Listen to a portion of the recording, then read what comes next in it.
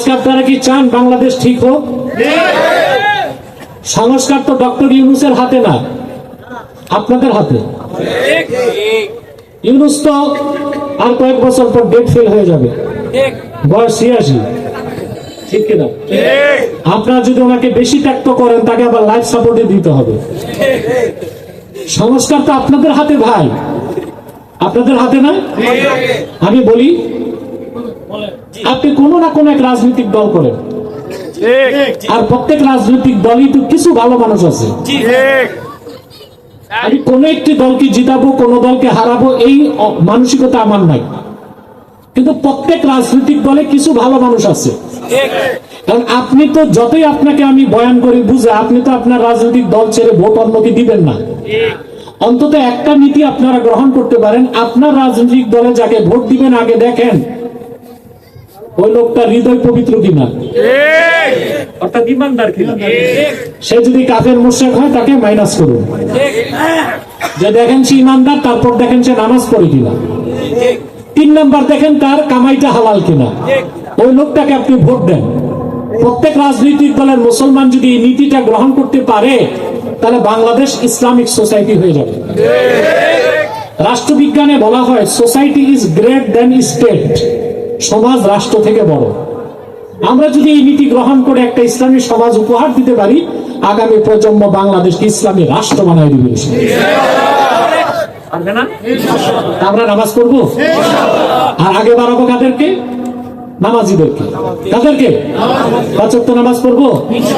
৩টা কাজ আল্লাহ বলেছেন, কয়টা? শিরক কুফর বাদ দিয়ে ইমানের নূর দিয়ে অন্তরকে পবিত্র করতে হবে। ২ নম্বর, সর্বাবস্থায় আল্লাহর স্মরণ ঠোঁটেও থাকবে, মনেও থাকবে। ৩ নম্বর, ৫ ওয়াক্ত নামাজ পড়বো ইনশাআল্লাহ। রাজি আছেন?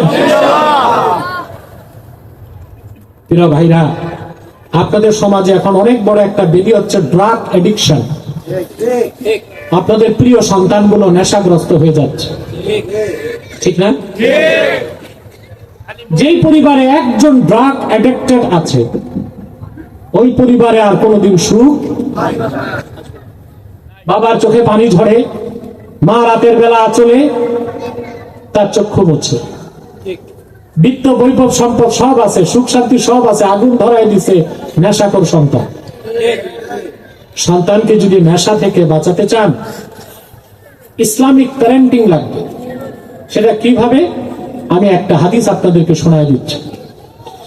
আল্লাহর হাবিব ইরশাদ করেছেন, আদিবু আওলাদাকুম বিসালাসি খিসালিন হুব্বি নবিয়িকুম ওয়া আলি বাইতিহি ওয়া তিলাওয়াতিল কুরআন।